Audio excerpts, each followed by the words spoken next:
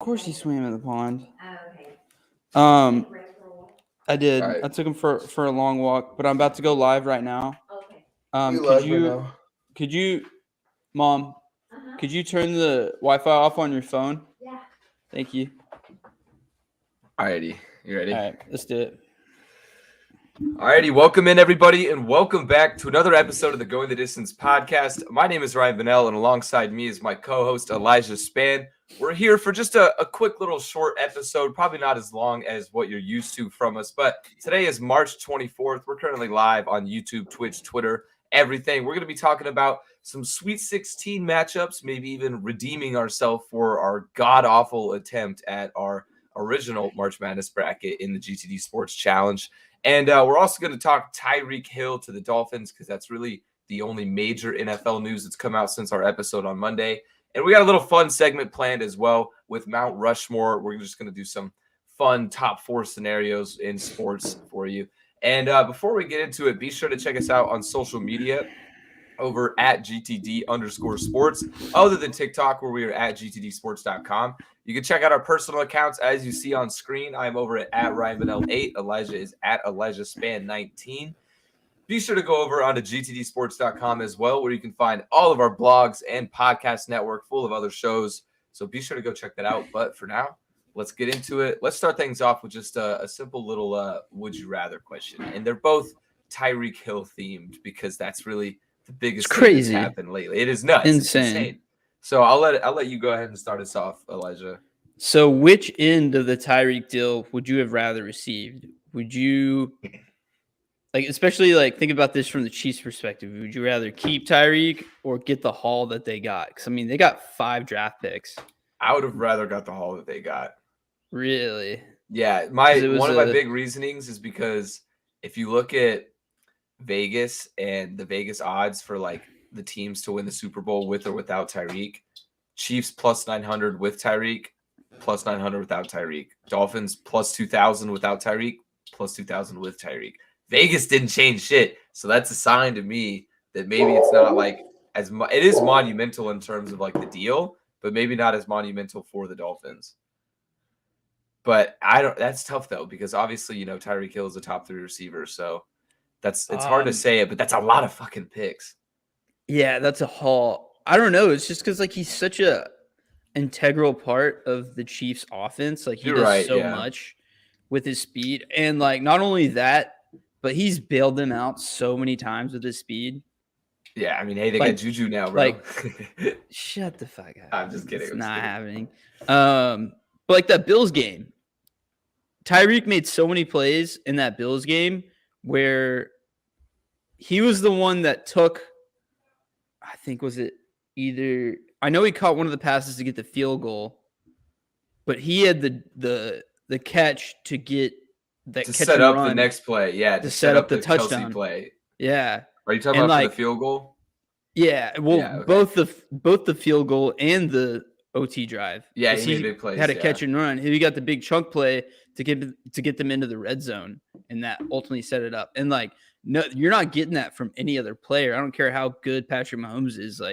There's nothing that could actually replace his speed, and not only his speed, but what he does with his speed. So there's other guys. Day and age, speed kills. There's other guys that are, almost as fast as Tyreek, but what Tyreek does with it and his agility, those jump backs that are so infuriating to watch, how he does those cutback. He'll catch the ball, jump back 5 yards, and then run for 10. He's also so quick on his feet too. He just makes it look so easy. Yeah, and you're not getting that with any other player. I don't care who you are. I don't know, man. These kids in the combine, they keep getting faster and faster, bro. We might be seeing more Tyreek-style players, especially because Tyreek has been so successful. Maybe scouts will be looking for that Tyreek-esque type player, Maybe. I don't know, but my would you rather question is also on Tyreek Hill as well. It's would you rather, if you were Tyreek Hill, if you were in his shoes, would you rather have been traded to the Dolphins or the Jets? Because it seemed like those were his 2 most likely landing spots once it was announced that, he was open for trade. And the Jets thought they had him basically, but I guess not, because the Dolphins offered him a shit ton of money, which we'll get to in a second. But yeah, I mean, is this from a football sense or just everything sense? Just if you were in his shoes, like what would you do? I go to the Dolphins. Fuck the Jets. The Jets are more of, they're a clusterfuck. You know what I mean? Like you can't. They are, but like they're kind of a young clusterfuck that may have potential. I mean, I feel like I'd rather see what Zach Wilson's got because Zach Wilson's got that big arm for him to run down the field. Tua doesn't. So that'd be one thing to consider. Exactly. Also, yeah, that's my thing is I don't know. But also the Dolphins have a lot of other weapons with Gesicki and Jalen Waddle. So like, I mean, they could, and a lot of Tyreek's success came from catching short passes and turning them into 50-yard gains. Like, so it's not like he needs to have a. Yeah, I mean, his thing is he excels either behind the line of scrimmage and just running with the ball, like, catching screen passes and shit like that. Mm-hmm. Or he excels just going busting 50 yards downfield and hucking it down there. The quick slant that turns into 70 yards. Yeah. Those are his things. I don't know, though. I would probably say from a football standpoint, I might be more intrigued by the Jets if I was him. And maybe I'm getting over my head, but the Jets have been like a low-key sleeper team I've been seeing, man, for this upcoming year. They might make a playoff push. I don't know yet because I really fucking think Zach Wilson's not that good, but he can huck it, and that's what Tyreek would need. But also from a personal standpoint, I would much rather live in Miami. So yeah, that's true. And it's a lot of money, so yeah, and no state income tax. Yeah, it's a big deal. That's a New lot York, of money. It's way higher. Yeah. Yeah, fuck that. Actually, I switched my answer to Miami all the way. Yeah. Miami would be way more fun. Yeah. All right, well, we're going to get to Tyreek in just a second, but first... Here, let's just go ahead and do Tyreek since we're already talking about him. All right, yeah, that works. And then we'll go into March Madness after. Yeah. All right, bet. So, if you haven't seen it by now, obviously we've kind of already teased it, the Tyreek to the Dolphins deal. It's done. The Chiefs traded Tyreek Hill to the Dolphins for 5 draft picks, which are a first, second, and fourth round pick in this year's draft, and a 4th and 6th round pick in next year's draft. Now, honestly, I'm kind of surprised there wasn't 2 first-round draft picks in the mix for him, but it's still a hefty load, and the contract he signed made him the highest-paid receiver of all time. 4 years, $120 million, $72.9 million guaranteed. Insane. Yeah, and I kept on wondering, like, why was this trade even made? Like, what happened? Yeah, like, it just came out of nowhere. Yeah, it just came out of nowhere. It's like Tyreek Hill is going to go one of 2 places, the Jets or the Dolphins. And I was just like, okay. With like a 12-hour span, it was like the Chiefs are open to trading Tyreek. Oh, now he's like guaranteed these 2 cities. Like, what? Like, yeah, it came out of nowhere. And so the whole time I was just thinking, why? Like, why are the Chiefs making this trade? So finally, I got my answer.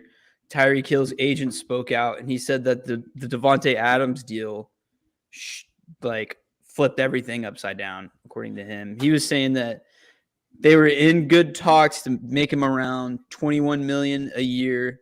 He was going to be like one of the highest or second highest paid guy. And then Davante Adams got traded and then got his deal. Tyreek immediately said, fuck that. I want that money. His agent communicated that to the Chiefs. Chiefs saw that it was his last year. They didn't want to give him that money. So they're like, well, might as well get something for him. So they traded him. Yeah, I mean, you're right. It did change kind of the landscape, but I feel like that's just going to continue to happen. Like, we're just going to continue every single year. The market is going to get more chaotic and more major, just dumb money is going to be thrown around, bro.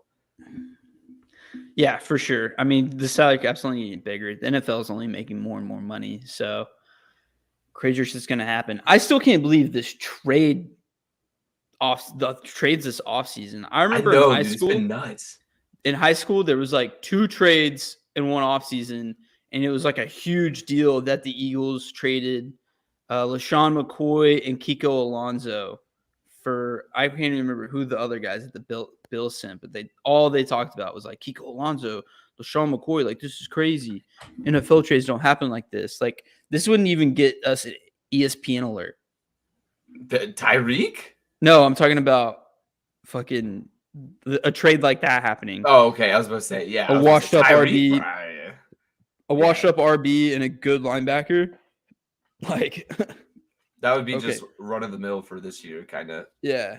No, it was LaShawn for Kiko. That was a trade.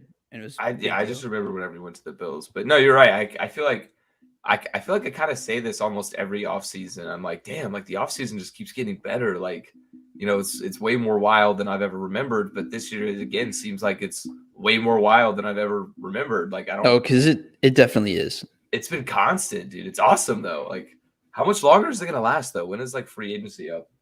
So I mean, free agency doesn't really end.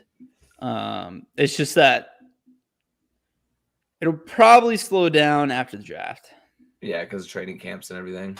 Yeah, that's kind of when things start slowing down because guys try to add and they kind of mix up their draft boards depending on who they got in free agency and stuff like that. So as soon as they get their draft and it's like, well, we were talking to like, let's say Bobby Wagner, who's still available, but we just got a first round linebacker.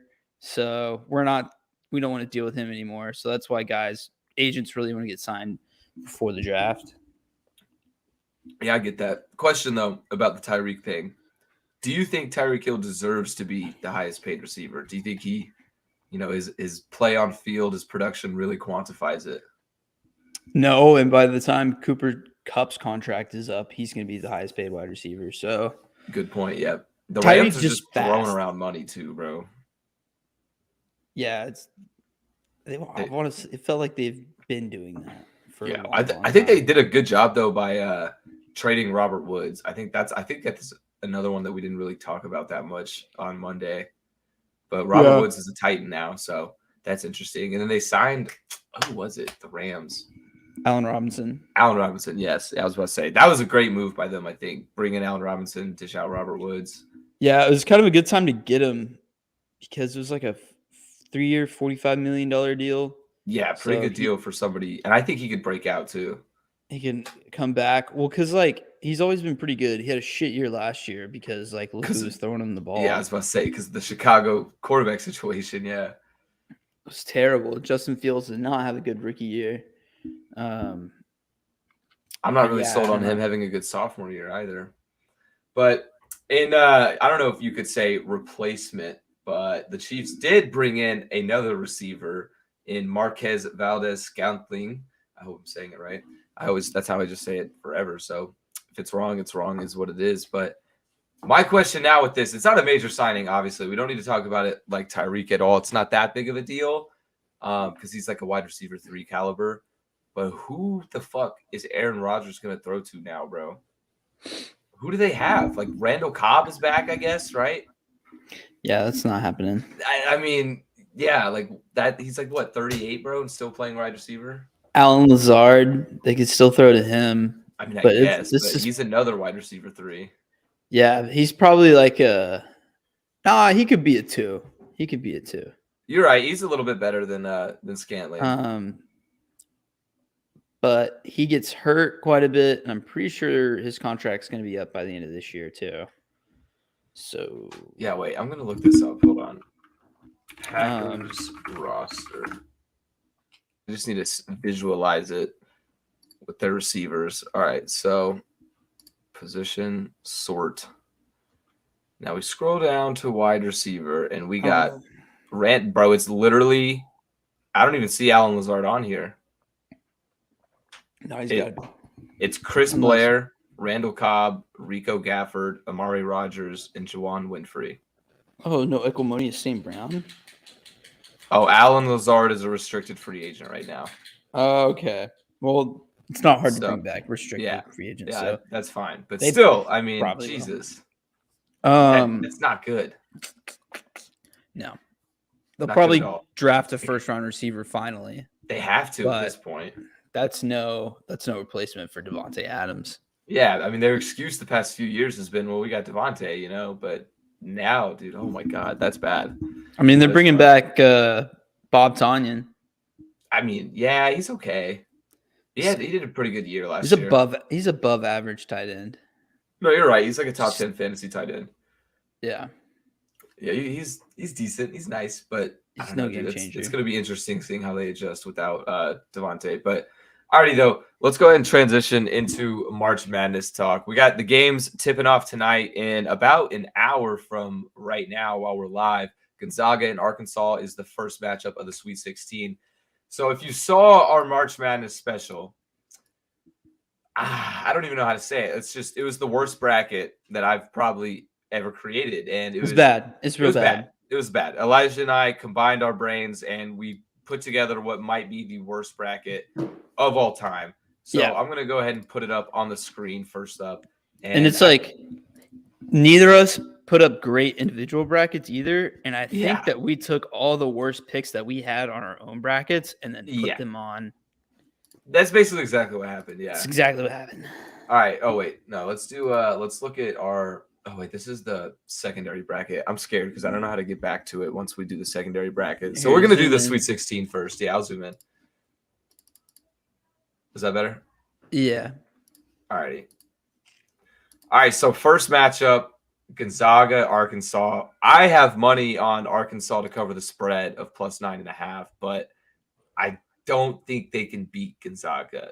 But it scares me because Gonzaga, there's been a little bit of talk, like Gonzaga's a fraud. They've even showed it a little bit. They were doing pretty bad against Memphis in the first half, but then they played lights out in the second. So, I don't know, man. This one's tough. I already know on Texas Tech and Duke, I'm going Tech, though. That's what I think is going to happen. You're going Tech? I'm pretty strong on Tech. I mean, I could get down with that. Duke's defense isn't that good, but Duke can just this Coach K's last year. Yeah, it's hard. Yeah.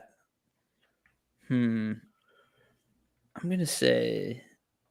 I mean, I feel like Zags, right? Like you got to go with. I feel like it might be a close game. Don't overthink it. Pick the number 1 overall seed type beat. Yeah, probably, but I don't know, man. It's March Madness. All right, well, fuck it. We'll go with Gonzaga. And then Tech, Duke. You seem hesitant for Tech. Are you on Duke a little bit? Yeah, I am. All right. This is tough. I got money on Tech. They just have so many more scorers. Yeah, but Tech is just so defensively sound. I don't think Duke has played a team, a defense like Tech's before. But my thing, dude, after watching college basketball all day and then seeing Duke play against Michigan State, they just put up so many NBA level shots that they're just unguardable. Not just Paulo Banchero, but just other guys on the court. Just there was a turnaround jumper that I saw. There was a couple of threes that I saw where I was like, college players aren't supposed to make those shots. The guys on Texas Tech could never dream of making those shots that the guys on Duke can. I mean, you're right, but you could make that same argument for Kentucky and St. Peter's. Kentucky has the same caliber of athletes. The guys that are doing the same stuff. They're NBA ready in a year, and they got beat by some motherfuckers from Jersey City. That's true. So, I don't know. I'm willing to do Duke though because it is Coach K's last year. That's really the main reason I'm willing to put him in there, just for the sentimental aspect. But for my bank account's sake, I hope Texas Tech wins. You got money line or spread? Money. It's a pick 'em. So. Oh really? Mm-hmm. Yeah, that's probably smart. And then. All right, Arizona, Houston. I'm ready to go Houston. I think Arizona is a little bit overrated. I mean, if they almost lost to the 9 seed TCU, even though I think TCU is kind of slept on, I think Houston can do it. And they looked pretty damn good in their last game. I don't know. Either way, I have them losing to Villanova and Villanova going to the Final Four. Yeah, see, I agree with Villanova to the Final Four. So you could I think we just kind of have to go Zona. Dude, but we got to have one lower seed in there, we can't just have 1-2, 1-2. True. All right. Throw in Houston. We need an upset, bro. This is it. This is the upset. All right, you got the Duke one. I got the Houston. We agree on Villanova. Yeah, Michigan needs to end their run. They do not even deserve to be here. It's time to stop. All right, and then moving down now to the East, UNC, UCLA. See, originally I was about to say, I was like all over UCLA, but dude, UNC's playing fucking lights out, bro. I want UNC. I'm down with it. I think that's a 50-50 game. All right, and then we got Purdue and St. Peter's. See, this one is kind of like the hardest one to pick on the entire bracket for me. I don't know, man. A 15 seeds never made it to the Elite Eight. I know, dude, but what if we could be on history's side, you know? No, dude, just Edie's too big. They can't. That's what I'm with a saying, guy like dude. that. I feel like he's gonna be a big deal in that game. It has to come to like an they end, just bro. don't have this. Yeah, it just don't overthink it. It has to come to an end. All right, Kansas and Providence. I think this one's kind of a no-brainer for me. It's Kansas, but also they historically choke in the tournament a lot. That's what I was kind of thinking. It's just Providence has been like they've just been getting like so lucky. They've played the most close games, like games decided by 5 points than anybody in the country. Yeah, but they've blown out everyone they played so far. Yeah, but who have they played? South Dakota State and what was it? Richmond? Yeah, Richmond. I mean, yeah, we could go with Kansas. What? Okay, so here's my thing. Okay, here, we'll talk about it after we do this one. Iowa State and Miami. Miami. I am also on Miami. All right, so here's the thing with this matchup is I don't know if Miami can go to the fucking Final Four. But, like, there's been a double-digit seed in the Final Four for, like, the last 5 years, I think. And also my girlfriend picked Miami into the Final Four, so, like, I think she's a wizard and knows something that we don't. But also, my question really is, in this Kansas-Providence matchup, do you think either one of these teams could go to the Final Four? Because, like, obviously, I'm nervous about Kansas choking like they historically do.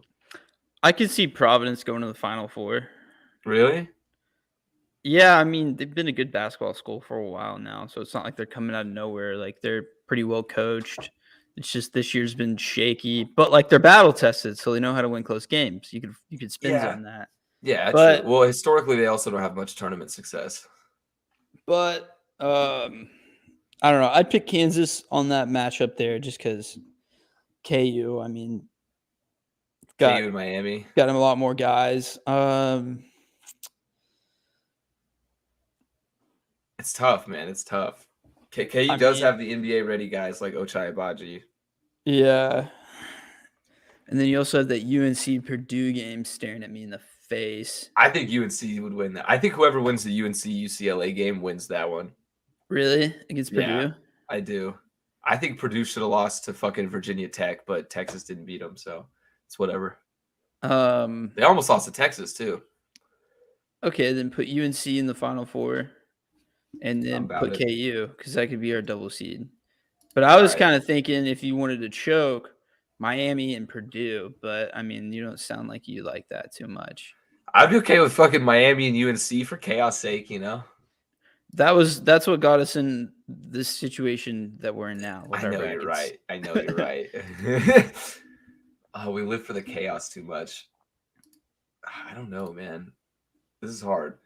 See, on my, because I made a submission already. I have UCLA in the Final Four because I think this is really a coin flip, but I also think whoever wins this one is going to beat Purdue. Okay. And then I did put Kansas in my final. Actually, no, I put Miami in my Final Four just because, again, like my girlfriend is a witch. She knows something. All love, though. Let's see, we'll just keep it like that. Let's go to the top. All right. Last the Elite Eight games. All right, Gonzaga, Duke. This is a toss-up because I feel like if Duke gets past Tech, they could probably beat Gonzaga. But didn't they already play in the regular season? Yeah, Duke beat the shit out of them. Let's see. Yeah, they won by 3. Okay, well, they didn't beat the shit out of them, but they still beat them. I remember that as a shit talk. I'd be down to go Duke here, honestly. Really? Yeah, I don't know. See, for me, matchup-wise, I think Tech beats Duke, Gonzaga beats Tech, and then Duke beats Gonzaga. I don't know, but this one's a coin flip for me. Because I have Gonzaga winning it all in my main bracket, so This is tough, man. Even when it's just a Sweet 16, it's fucking hard. Yeah, it's ridiculous. We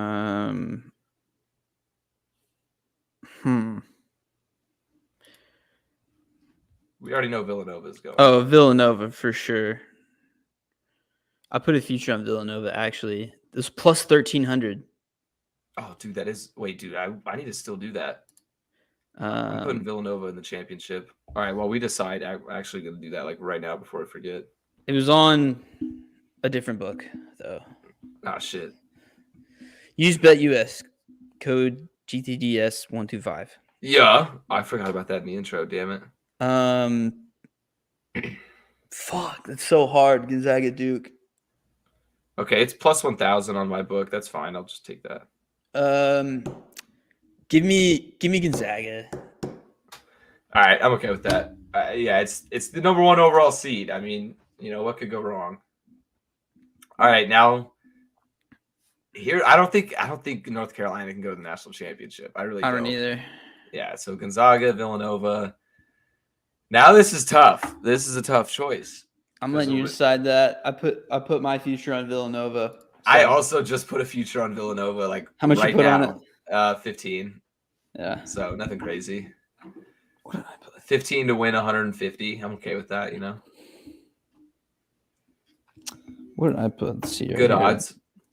Yeah, it's great odds. Originally, my only future bet for March Madness was Kentucky to win it all. Damn it! They lost. It'd be like that, you know. Honestly, fuck it. For our bet's sake, let's go Villanova. You know, they got the experience, man. They've been here, done that. They can do it again. And Gonzaga chokes, so they do often do that, yeah. Especially in the national championship game. I think it might be a little bit higher scoring, so like 78, 75. Does that work? Sure. I like it. All righty. There you go. There you have it. We have Villanova now. We changed our mind from our original Kentucky versus Tennessee national championship game, which went horribly, horribly wrong as neither team made it out of the tournament. But we got Villanova on the second chance. Now, I wanted to also take a look at the Villanova. Wait, where's my normal brackets? Oh, this is the second chance. Oh, God. How do I get to the normal one? What? This don't even make sense. All right, I'm just going to fucking Google it. No, not Sweet 16 bracket. Just normal tournament challenge. All right, here we go.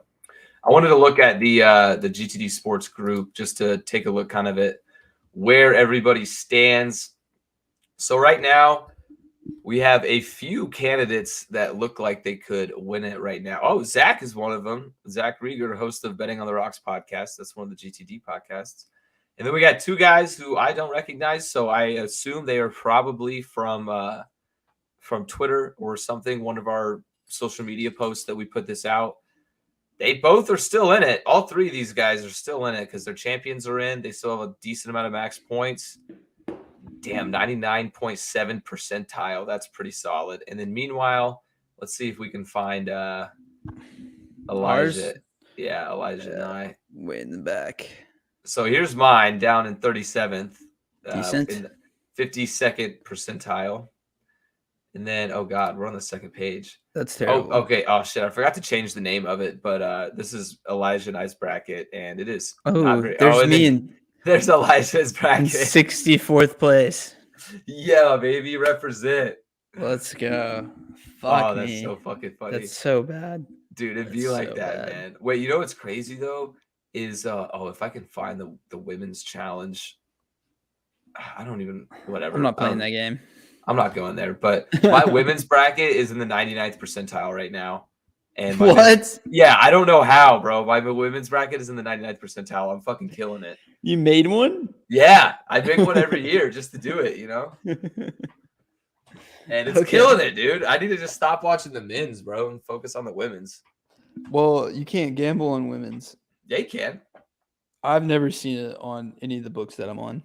Dude, I will pull it up right now, bro. College basketball, NCAA basketball women. Boom. South Carolina are 10.5-point favorites against. Actually, fuck it. I don't even know if North Carolina's good, but I'm betting on South Carolina. There you go. Degeneracy at its finest. All right, there we go. Women's basketball. Half a unit.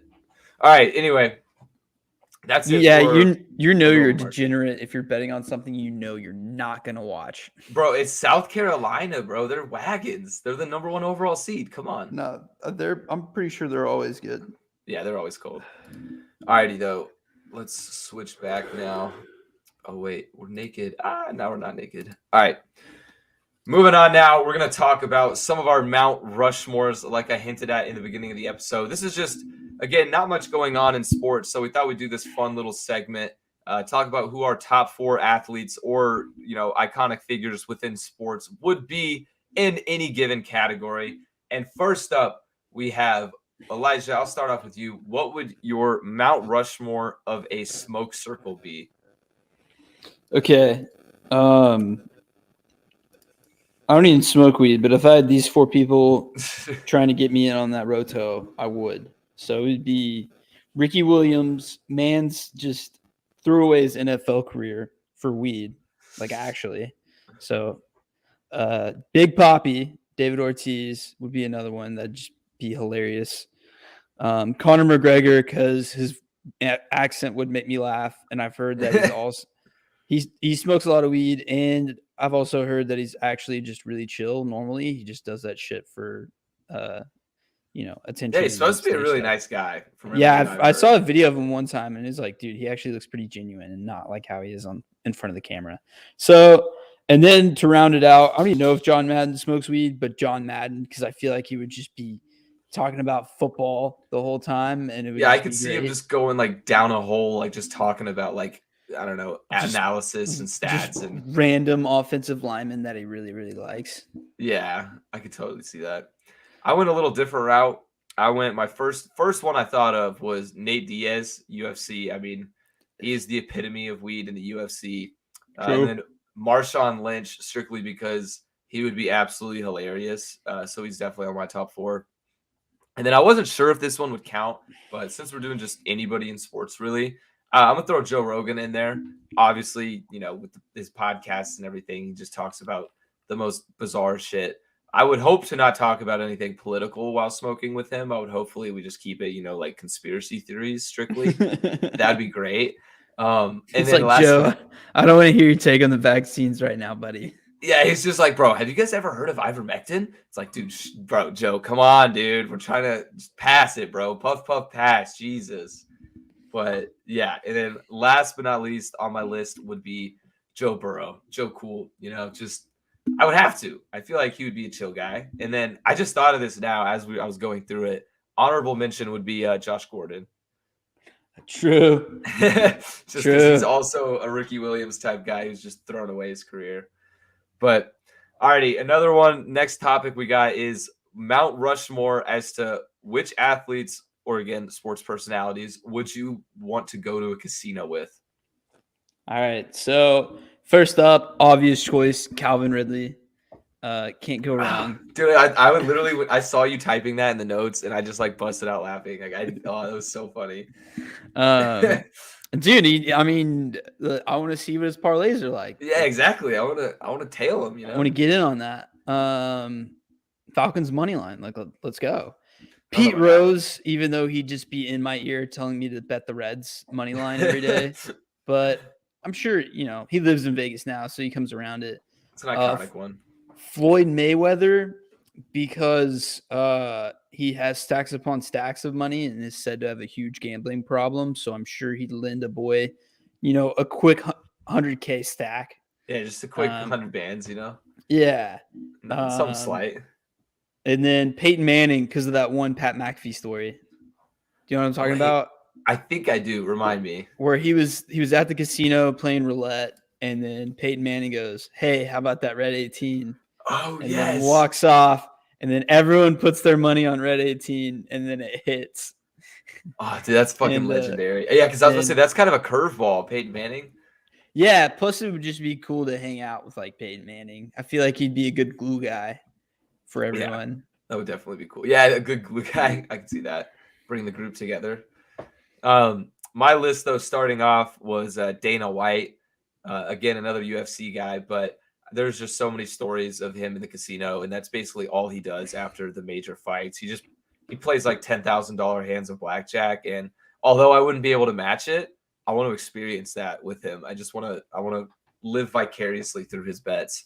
And another one, Michael Jordan, mostly because of the Last Dance documentary. It really opened up my knowledge to Jordan's gambling habits, which, as he would describe them, he didn't have a gambling problem. He had a competition problem, which one of my favorite quotes of all time. Next up, Chad Ochocinco, because this man doesn't just gamble. He's a degenerate just like us. This man just throws around 10 bands on the most random shit. Like Jorge Masvidal was like, hey, Chad, bet on me. He's like, bet on you? He's like, yeah, bet on me. He's like, I bet. And then he threw fucking 10,000 on him. Dude got his ass beat against Kamaru Usman. Like, anyway, but that would just be a vibe. And then last but not least is John Daly, just because that man is fucking hilarious. And he also has some pretty good casino stories. Yeah, John Daly's must cop. Yeah, that's a good. I was pretty proud of that pick. All right, and then next up on our Mount Rushmore list is kind of a weird one, just switching vibes a little bit, but Mount Rushmore of hair. Yeah, I was kind of weirded out when you put that, but it seemed to be pretty decent. So There's some legendary hair within the sports world. First up, I went DK Metcalf. It's kind of a mid choice, but he just dyes his hair a different color like every other day. I was going to say interesting, but yeah, I guess I forgot about the dye. Troy Polamalu. Yeah, he had to be on one of our lists. Actually, sub DK Metcalf, give me LeBron's hairline. Okay, fair. John Clayton, NFL analysis that just died. He would look normal when you look at him like this, like straight when he straight faced the camera, and he was like balding on top. But as soon as he turned to the side, he had like the ugliest ponytail rat tail. It was so funny, and he just owned it. He was cool. So I got to throw him in there, and then of course Birdman, Chris Anderson. Oh, that's a good one, man. That's mohawk. A really good one. Yeah, how did he live with that mohawk, dude? How did he upkeep that? Dude, it's that's just what I life. wonder. Lots of gel. How do you put a fucking shirt on though with that thing? Or I guess how often does he let it down every night? You know, like does he ungel it and like just let it loose? Probably gets in the shower and just kind of like rubs it off. Ah, dude, that would be. You have to imagine. I don't think he's rocking it. Hassle. I don't think he's rocking it anymore. But oh no, I don't think so either. I think he has short hair now or something. But all right, yeah, that one was a little bit weird. On to the next. We got Mount Rushmore of athletes you would never let date your future daughter. I'll go ahead and start with this one. My list might get a little dark with the first two, but you know they fit the list. All right. First off, I'm going Ray Rice. Definitely not letting him anywhere near my daughter based on his history. Another one would be Aaron Hernandez. You do the math on that one. I don't think I need to say anything.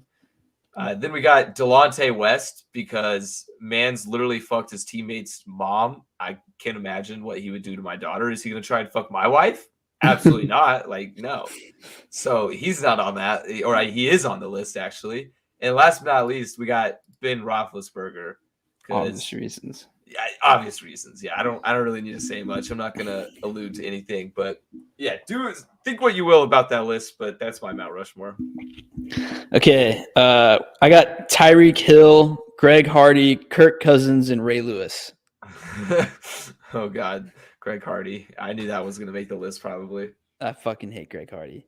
And Kirk Cousins just because I don't trust his face. I think he smiles too much. He definitely has like dead babies in his basement. He does give me that vibe, honestly. So if anybody had dead babies in their basement, Kirk Cousins. And he'd just carry guys around him, or he'd just gaslight my fake daughter into thinking that he's an elite QB. And I'd have to tell him, no, Kirk, you're not. You're average. Like he did with the entire Washington fan base in like those 3 years. Yep. All right. And then last but not least on our Mount Rushmore list is our Mount Rushmore of sports scandals. Elijah, what do you got?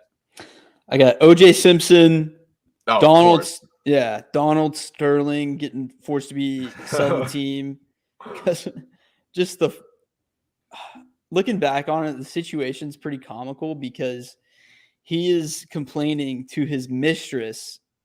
And so I guess he's in an open marriage at that point because it'd be too expensive to get a divorce. And so he had a mistress complain to her about black people. She recorded it, posted it, and then forced to sell the team. His estranged wife was forced to sell it. And I don't know, it's crazy.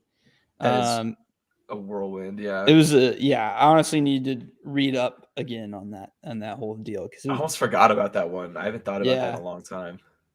Yeah. Baseball roids era, and then Tiger Woods sex scandal. Oh, yeah, it's a good one. You got a pretty iconic with the OJ and the baseball roids era. Those are probably like two of the biggest, or if not the two biggest, honestly. Yeah. I just went with the ones that kind of came off the top of my head. First one is Deflategate with Tom Brady, just for the meme aspect of it. It was just hilarious when that was going on.